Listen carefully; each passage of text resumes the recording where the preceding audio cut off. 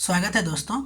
Study for UPSC में हम लोग साइंस एंड टेक पढ़ रहे थे, जिसमें पार्ट 5 तक हम लोगों ने पढ़ लिया था। आज पार्ट 6 है, जो बायोटेक्नोलॉजी की जो शुरुआत किए थे वही है कंटिन्यू, जिसमें हम लोगों ने ग्रीन बायोटेक के बारे में पढ़ लिया था। आज हम लोग पढ़ेंगे फॉरेंसिक बायोटेक। तो पहले ये देख लेते हैं कि इसमें करते क्या है। तो जैविक तकनीकों का उपयोग करके अपराधों की जांच किया जाता है। कि कैसे किया जाता है ये हम पढ़ते हैं, ठीक है। तो इसमें दो चीज़ हम लोग देखेंगे। पहले तो हम लोग देखेंगे ट्रूथ सीकिंग टेक्नोलॉजी क्या है, और इसके बाद हम लोग देखेंगे डीएनए फिंगरप्रिंटिंग और साथ ही साथ डीएनए रेगुलेशन बिल 2019।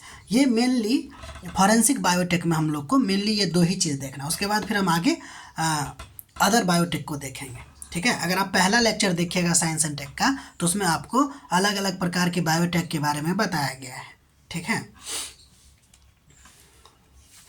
तो आगे बढ़ते हैं। देखिए, तो पहले हम लोग पढ़ लेते हैं ट्रूथ सीकिंग टेक्नोलॉजी के बारे में। तो भाई ये है क्या? तो एक तकनीक है जिसका उपयोग किसी व्यक्ति से सच निकालने या उसके बयान की सत्यता की जांच करने के लिए किया जाता है। सिंपल, समझ में आ रही बात? कि मतलब यह एक प्रकार का तकनीक है जो ना किसी व्यक्ति से सच निकलवाने का जो तरीका है। हम लोग फिल्म में ज़्यादातर देखते रहते हैं ये सब, है ना। जैसे पॉलीग्राफ टेस्ट आप सुने होंगे, जिसको लाई डिटेक्टर भी कहा जाता है। तो पहला नंबर इसमें हम यही पढ़ेंगे, पॉलीग्राफ टेस्ट। देखिए, यह जो पॉलीग्राफ टेस्ट है वो कैसे मतलब पता लगाता है सच या झूठ का। तो उसका तरीका ये है कि यह जो है ना व्यक्ति के शारीरिक बदलाव को रिकॉर्ड करता है। समझ में आ रही बात? शरीर में क्या बदलाव आ रहा है उसके आधार पे। और वो क्या क्या देखता है? तो देखता है heart rate, blood pressure, respiration rate, skin sweating इत्यादि, ठीक है। ये सब को देखता है और उसके आधार पर अंदाज़ा लगाता है। अगर कोई व्यक्ति झूठ बोल रहा होता है तो इन संकेतों में, चाहे हार्ट रेट उसका तेज हो जाएगा, ब्लड प्रेशर बढ़ जाएगा, रेस्पिरेशन तेज हो जाएगी, शरीर पर पसीना आने लगता है, ये सब आपको पॉलीग्राफ टेस्ट में जांच किया जाता है। समझ में आ रही बात? यानी क्या यह जो पॉलीग्राफ टेस्ट है वो झूठ को सीधे पकड़ता है क्या?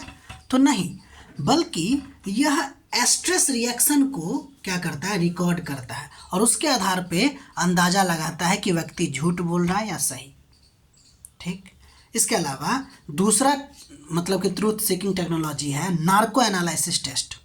देखिए, इसमें क्या किया जाता है, व्यक्ति को सेडेटिव ड्रग यानी कि अर्ध बेहोशी अवस्था में उसको पहुंचा दिया जाता है, ठीक है, और फिर उससे पूछताछ किया जाता है। इसी को कहते हैं नार्को टेस्ट, ठीक है। इसमें जो अर्ध बेहोशी अवस्था में जो लोगों को पहुंचाया जाता है उसके लिए बहुत सारे दवा है, लेकिन मुख्य दवा का नाम है आपको सोडियम पेंटेथल, ठीक। इसको देख के ऐसा माना जाता है कि इस अवस्था में ना लोग जो हैं वो झूठ नहीं बोल पाते हैं, ठीक है। थर्ड नंबर होगा ट्रूथ सीकिंग टेक्नोलॉजी में ब्रेन मैपिंग या ब्रेन फिंगरप्रिंटिंग। देखिए, इसमें होता क्या है कि ईईजी से दिमाग की गतिविधियां मापी जाती है। यानी कि ब्रेन मैपिंग में ईईजी, इसका मतलब होता है इलेक्ट्रोइंसेफेलोग्राम, से दिमाग में ना चलने वाली गतिविधियों को मापी जाती है। और अगर कोई व्यक्ति किसी अपराध से जुड़ा हुआ है और उससे वो क्वेश्चन पूछिएगा, तो अगर वो जानकारी उसके दिमाग में होगा, ठीक है, तो उसका ब्रेन जो है, उसका जो दिमाग है वो आपको P300 ब्रेन वेव उत्पन्न करता है और फिर इससे आइडिया लगा लेता है कि आदमी कम से कम इस अपराध को जानता है, ठीक है। ध्यान दीजिएगा, इसका ये जो ट्रूथ सीकिंग टेक्नोलॉजी है इसका गलत इस्तेमाल भी हो सकता था। तो इससे इस तकनीक पर सुप्रीम कोर्ट का हमको फैसला भी ध्यान रखना है। महत्वपूर्ण केस है कर्नाटक राज्य का सैल्वी बनाम कर्नाटक राज्य। इसमें कहा गया क्या सुप्रीम कोर्ट के द्वारा कि किसी भी व्यक्ति के सहमति के बिना वो जो उपयुक्त तीनों टेस्ट बताए हैं ना वो आपको नहीं करना है। अगर आप ऐसा करते हैं तो वो फंडामेंटल राइट 23 का उल्लंघन है। हमने 23 में क्या है, यानी कि 20 क्लॉज 3, आर्टिकल नंबर 20 क्लॉज 3 में क्या है आपको बताए हैं पॉलिटी के लेक्चर में। उसमें अगर आप देखिएगा तो उसमें आपको बताए होंगे कि किसी भी व्यक्ति को अपने ही विरुद्ध गवाही देने के लिए मतलब कि उसको दबाव नहीं डाला जा सकता है। तो इसलिए सुप्रीम कोर्ट कहा कि ये तो अपने ही विरुद्ध है ना, आप इससे पूछ रहे हो और मजबूरी में ये आपको हर चीज़ बताया जा रहा है, तो ये आर्टिकल 20 क्लॉज 3 का उल्लंघन है। समझ में आ रही बात? इसलिए अगर आपको ये टेस्ट करना है तो आप पहले इससे पूछिए, कंसर्न लीजिए। ध्यान दीजिए, इस तकनीक से प्राप्त जानकारी जो है ना वह साक्ष्य नहीं माना जाएगा। मान लीजिए कि इससे प्राप्त हुआ जानकारी और फिर इसको अपराध घोषित कर दीजिए, ऐसा नहीं होगा, बल्कि केवल आपको इन्वेस्टिगेशन लीड के रूप में उपयोग में आता है। ठीक है, इससे इन्वेस्टिगेशन करने का उसको पता चल जाता है कि हाँ कम से कम ये व्यक्ति जो है इससे जुड़ा हुआ है, और फिर क्या करता है अलग अलग प्रकार से साक्ष्य ढूंढता है और फिर आपको उस व्यक्ति को अपराधी घोषित किया जा सकता है। एक बात ध्यान दीजिएगा, सामान्य अपराध के लिए तो पॉलीग्राफ टेस्ट या फिर ब्रेन मैपिंग या ये सब उसके कंसर्न में है, लेकिन अगर बहुत ज़्यादा ही क्रिटिकल टाइप का कुछ है तो फिर वहाँ पे सुप्रीम कोर्ट आदेश दे सकता है या आदेश दे सकता है कि चलिए इससे पॉलीग्राफ टेस्ट करवाइए। उस बात को ध्यान रखिएगा। अगला नंबर हम लोग देखते हैं डीएनए फिंगरप्रिंटिंग। देखिए, डीएनए फिंगरप्रिंटिंग पहले ही आपको बता चुके हैं कि फॉरेंसिक बायोटेक पढ़ रहे हैं, जिसका उद्देश्य ही होता है अपराधी को पकड़ने का काम करना। तो पहले polygraph test, brain mapping, narco analysis देख लिए, जिसको ट्रूथ सीकिंग टेक्नोलॉजी कहते हैं। अब हम लोग एक उससे बढ़ के जिसका नाम है डीएनए फिंगरप्रिंटिंग, उसको देखते हैं। तो ये क्या है? एक जैव तकनीक है जिसमें किसी व्यक्ति के डीएनए के विशेष पैटर्न को पहचान कर उसकी आइडेंटिफिकेशन किया जाता है। डीएनए, ध्यान दीजिएगा, डीएनए का विशेष पैटर्न, आप जानते हैं कि जितने भी व्यक्ति होते हैं उसका लगभग डीएनए का बहुत सारा पार्ट, लगभग हम कहें तो 99% या 98% जो होता है, प्रत्येक व्यक्ति का डीएनए सेम होता है। तभी तो हमको भी सबको 2 हाथ 2 पैर 2 नाक, सॉरी मतलब 1 नाक 2 आँख इत्यादि है। लेकिन हमको और आपको क्या अलग बनाता है? तो डीएनए का 1% भाग जो सभी व्यक्ति में यूनिक होता है। न हमारा आपका सेम होगा, न आपका किसी और का सेम होगा। जैसे हमारा अंगूठे का क्या, ये जो फिंगरप्रिंट होता है, वो जिस तरह हमारा और आपका अलग अलग होता है, उसी तरह डीएनए का एक पार्ट, लगभग 1% भाग जो होता है, वो अलग अलग सब में होता है। उसी का पता लगा के हम लोग पहचान करते हैं किसी भी व्यक्ति का। इस तकनीक के बारे में सबसे पहले पता आपको एलेक जेफरी ने लगाया था। ध्यान रखिएगा, ये लिखते चलिएगा, बहुत ही सिंपल सेंटेंसों में आपको बताने की कोशिश किया जा रहा है। बाकी किताब का लैंग्वेज बहुत ज़्यादा भास्ट होता है और नहीं समझ में भी आती है, तो इस बात को गौर करते चलिएगा। अब देखिए, ये सब जो हम लोग करते हैं उसको कहते हैं डीएनए प्रोफाइलिंग। तो इसकी प्रक्रिया क्या है या इसका चरण क्या है? तो लगभग इसमें 6-7 चरण है, पहले देखेंगे। तो देखिए, चरण नंबर 1, एकदम गौर से चलते देखिए, मतलब देखते चलिएगा, लिखते चलिएगा। पहले क्या किया जाता है कि पहले अपराध होने वाला स्थल से जैविक नमूने लिया जाता है। चरण 1 में जब डीएनए फिंगरप्रिंटिंग करना और उसका डीएनए प्रोफाइल बनाना है, तो पहले क्या किया जाता है, अपराध जहाँ से हुआ है वहाँ से पहले जैविक नमूने लिया जाता है, और फिर रक्त हो या बाल हो या लार हो या सीमेन हो या स्किन सेल हो या फिर बोन हो, इस सब में डीएनए होता है। तो इसलिए इस सबको इकट्ठा किया जाता है। फिर चरण नंबर 2 में उस वाले पार्ट से जो हम एकत्रित किए हैं वहाँ से डीएनए को एक्सट्रैक्ट किया जाता है, यानी कि डीएनए को निकाला जाता है। फिर चरण नंबर 3 पे आते हैं।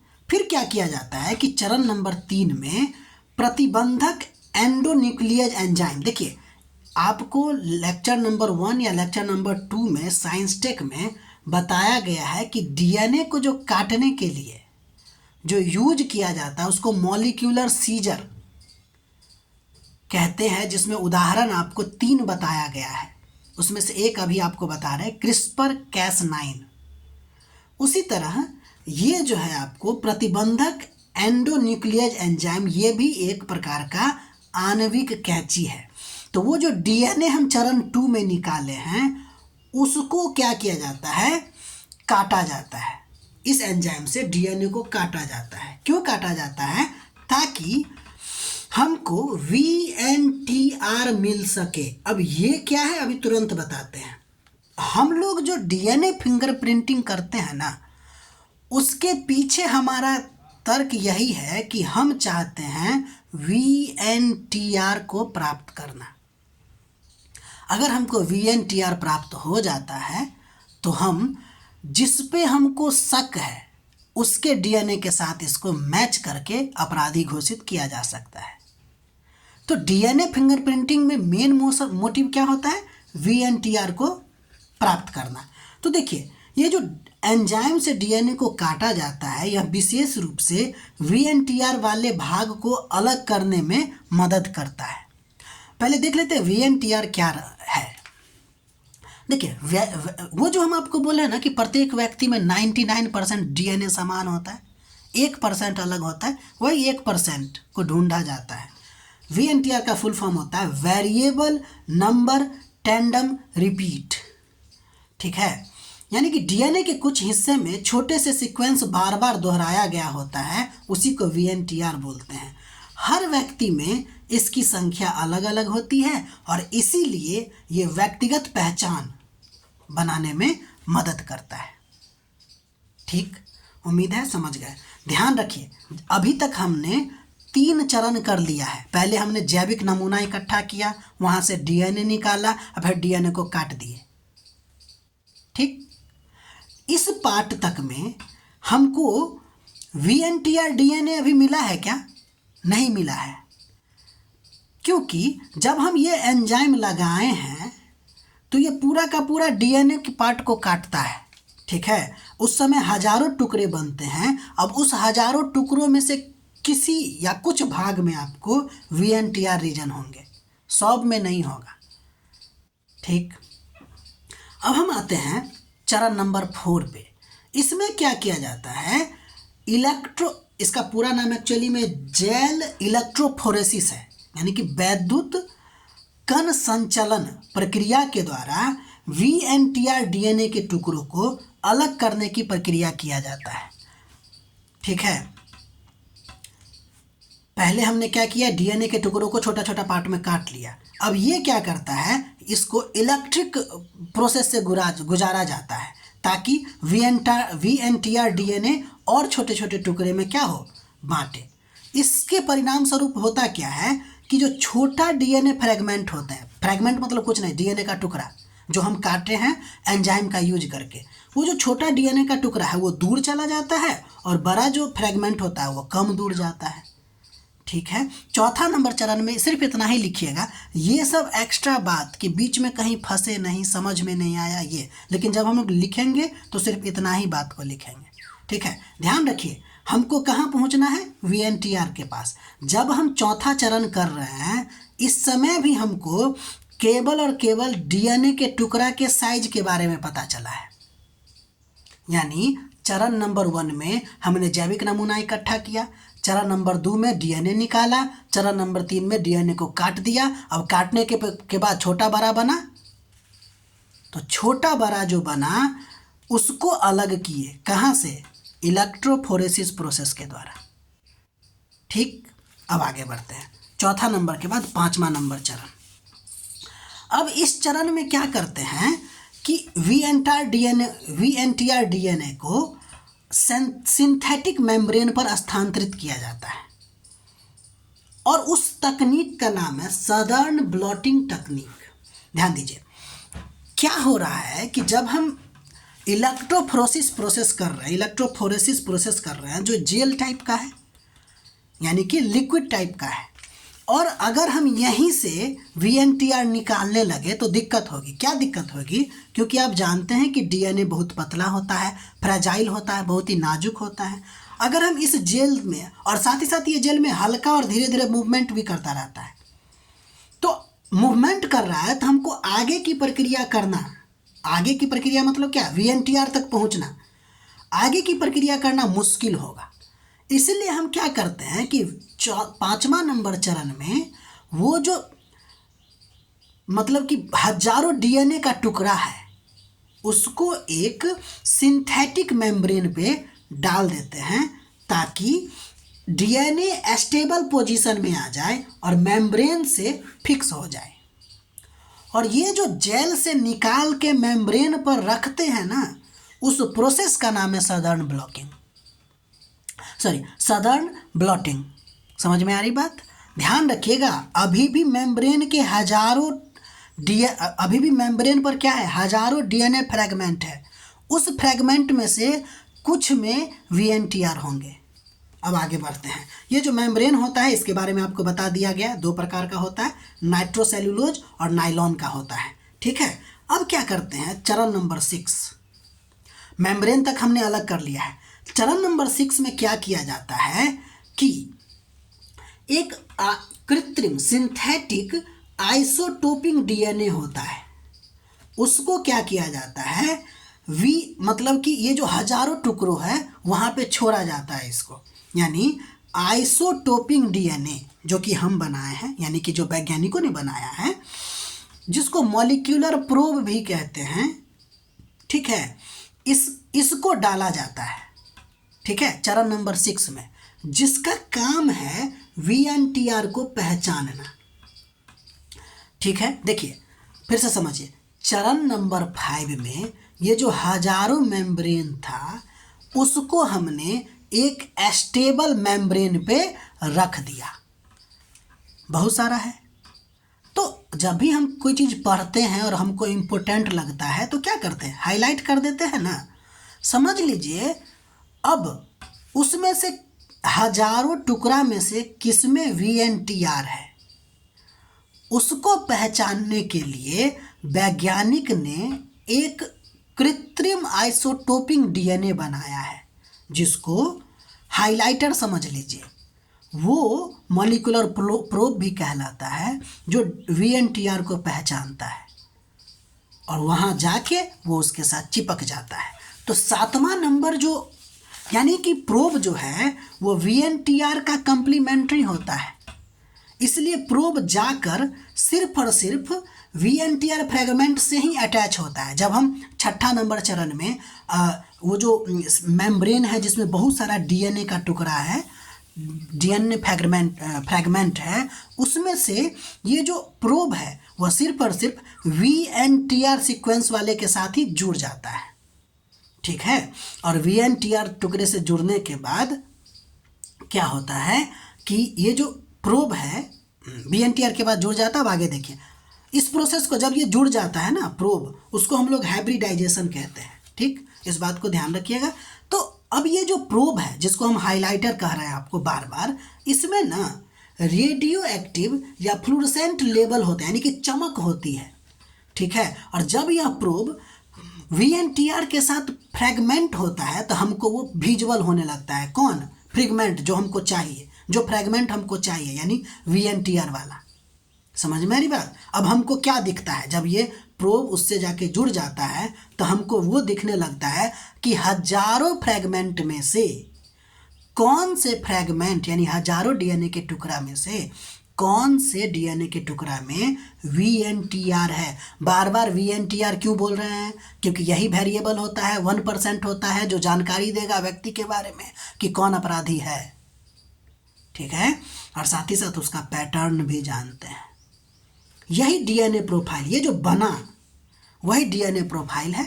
अब जिस पे शक है, यानी अब इसकी तुलना करेंगे इस DNA प्रोफाइल का क्राइम सीन से और सस्पेक्टेड DNA से, यानी कि जिस पे हमको डाउट है। अगर पैटर्न मैच हो गया तो बताइए क्या होगा? वही जो आप सोच रहे हैं व्यक्ति की पहचान हो जाएगी और वो अपराधी घोषित हो जाएगा। नोट ध्यान रखिएगा, जब आपको डीएनए प्रोफाइलिंग किया जाता है तो उसमें कोडिंग डीएनए का यूज नहीं किया जाता है, बल्कि नॉन कोडिंग डीएनए का यूज किया जाता है। अब ये कोडिंग नॉन कोडिंग क्या होता है, ये आपको हमने बताया है साइंस टेक के जो करंट अफेयर चल रहा है ना, उसमें बताया गया है आपको, ठीक है। अल्ट्रा कंजर्व डीएनए के बारे में जब वहाँ बताया जा रहा था तो उस समय बताया जा रहा था coding and non coding DNA के बारे में बताया गया था। फिलहाल जब आपसे पूछा जाएगा कि डीएनए प्रोफाइलिंग में कोडिंग डीएनए का यूज करते हैं या नॉन कोडिंग का, तो हम लोग कहेंगे नॉन कोडिंग का, ठीक है। उम्मीद है आपको ये समझ में आया होगा। अगर नहीं समझ में आया तो पहले लिखिए, उसके बाद फिर से यह वीडियो देखिए और क्या हम बताने की कोशिश कर रहे हैं उस पर गौर कीजिएगा।